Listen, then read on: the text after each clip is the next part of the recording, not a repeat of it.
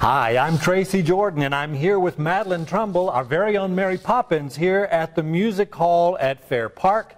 And today we're going to talk about, what else? Mary-Poppins. So Madeline, tell me, yes, how long have you been playing this role now? it's been about 7 months. 7 months. Now, you also told me that you understudied first. I did. I understudied on tour for about 6 months, and then I moved to New York and lived in New York and worked in New York for a few months, and then they had auditions again to replace the girl playing Mary Poppins, and I was hoping they'd call me because they knew me from before, but so I had to go through this a whole new audition process and audition for many different people. I think I had 4 or 5 auditions in the course of a week. Yeah, and then I got the part, which was really exciting. And that was very exciting. And then Yeah. so you were back out of New York. Yes, and then I left New York again, and I've been traveling now. I started rehearsals back in August, so it's been a few months. Yeah. Now, was this your first time to move to New York? Yeah, so I got the tour right out of college. So I graduated college, and that summer got the tour, and then toured for 6 months, and then moved to New York. So it was a little backwards for me, but I never wanted to move to New York. It was terrifying. The idea of moving to New York and auditioning was so scary, but I absolutely fell in love with the city, and I love living there. I love everything about it. So.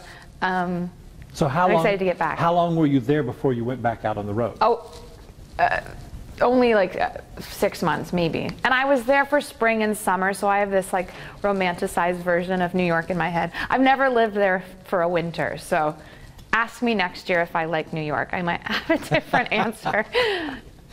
The first time I went to New York, it was in the midst of a blizzard, and the cars were buried over their tops along the streets.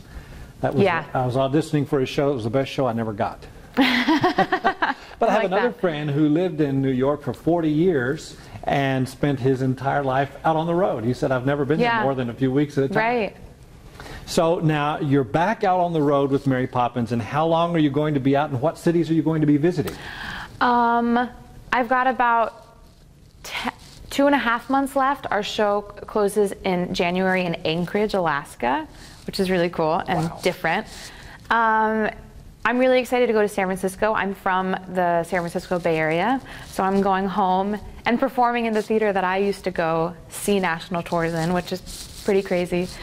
And I think my mom's bought like hundreds of seats for every show, so I'll have people in every audience. And we're going to Atlanta and Dayton. I can't remember. They just kind of like, I lose track. I forget where I've come from and where I'm going. If I can remember the city I'm in currently, that's good. I'm in Dallas. You're in Dallas. Very good. Well, what have you been able to see while you're in Dallas so far? You guys are working pretty much straight through this. Yeah, we have our days free. Some of our we only have matinees a few days. My mom is here visiting me, and she has a good friend from college who lives in Highland Park. So we've done a lot of driving around, looking at the beautiful houses. And I did a little vintage shopping. There's so many little pockets of Dallas. We're gonna go discover another one today, have lunch. I don't know the names of anything. We've just driven around. It's beautiful. Well, tell me now, this was your first role out of college, you say? Yes. That's pretty good batting average. Yeah, I don't know how that happened. So tell us how you auditioned initially for the part to get it. So I graduated from the University of Michigan in 2011, so almost 2 years ago. And some musical theater programs, I got my BFA musical theater. Some programs have this thing called a senior showcase where you go to New York and I had like 90 seconds to sing a song for a group of agents and casting directors that come. And from that senior showcase, I had my first audition for Mary Poppins. So I went in an audition and I did the material, and they were like, great, thank you so much. And then I didn't hear for a couple months. And then had another audition they called me back, and I went back in, and then got the part like 10 minutes after leaving the room, because it was like an immediate replacement. And I started, that was Thursday, and then I started rehearsals on Monday. So it all happened really fast. And was really unexpected, and I just had good timing, I think. It's all about timing.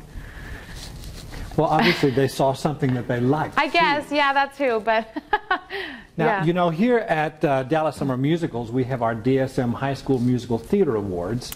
So I have to ask you, were you singing through high school? Was this an aspiration that you had back that far? Was it something you discovered in college you wanted to do? My whole family performs, me, my brother, and my sister, and I was like a baby in my living room performing with my brother, who was like pulling the strings and telling me what to do. And then I grew up doing theater, and I did my first show, Annie Get Your Gun, when I was 7, and then never stopped. And then when I found out you could major in musical theater, which was a crazy idea at the time, I was like, okay, well, that's what I'll do. And yeah, so I always wanted to do this, and I did theater in high school and sang, always sang. I didn't always take dance and acting classes, but I always sang. Yeah, so I always did it. And was there a teacher along the way that was particularly influential on you? That's a tough, I don't know. Or was there anyone in particular that you looked to as an exemplar that you wanted to model yourself after as you were pursuing this aspiration? I didn't have any one person. I guess, you know, I was a fan of, I went through stages, like albums. Like I remember listening to the Aida cast recording and like loving Sherry Renee Scott on that. And then I remember listening to Millie and loving Sutton Foster. But I never had one person I was a fan of. I had a big crush on the lead in the Big River tour. My dad is deaf, and anyway, so we loved that show because there was sign language and a musical theater, and it was like my family in one place. And I had a big crush on him. He was a deaf actor, and he was like so amazing. Ty was his name. So I was a big fan of his. I don't know, I loved a lot of people growing up. Not one person. That's a bad answer. Well, so still being early in your career, what are your aspirations? What else would you like to do? Where do you think you'd like to go? I don't know. What are some of the roles you think you'd like to play? I think the dream, I think, for anyone is to get to, now is the time to tour. I'm 23, I have like no ties. I don't have a husband, I don't have kids. I can't see myself touring in 10 years. So the ideal would be to, you know, work and live in one place, but that's hard, you know, that doesn't always happen. So that would be the dream, to have some like crazy career where I could just get to go from Broadway show to Broadway show. And roles, oh, there's so many. I just want to,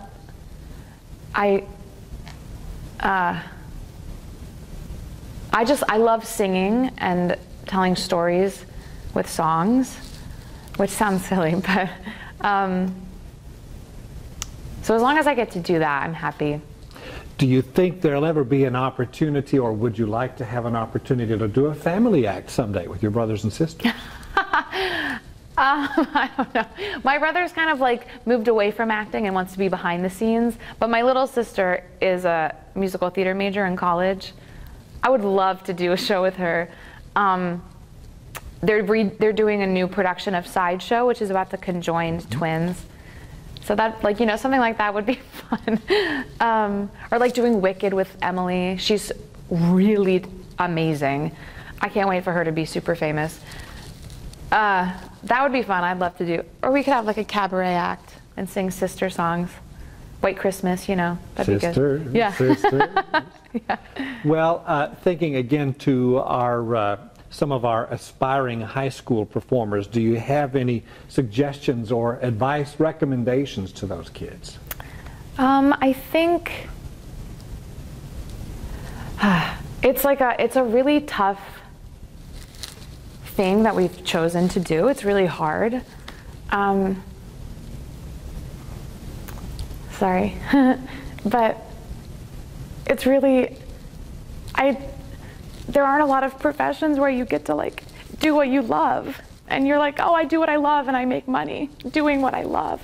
So it's really hard, but it's really worth it to say, I love what I do. I mean, how many people, people do what they love and then they go to work? How many people go to work and do what they love? So it's a cool profession we've chosen. It's really tough at times. It's really hard, but it's really worth it to get to say you do what you love. So keep going and trying, and always be yourself on and off the stage. Yeah, it's worth it. It's an old cliche, but I know. It's true. If you do what you love, you'll never work a day in your life. It's true. And sometimes it does feel like work. Oh. Well. But yeah, I never don't want to come to work. So, yeah. Well, we thank you so very much for sharing with us, and we'd just like to say thank you.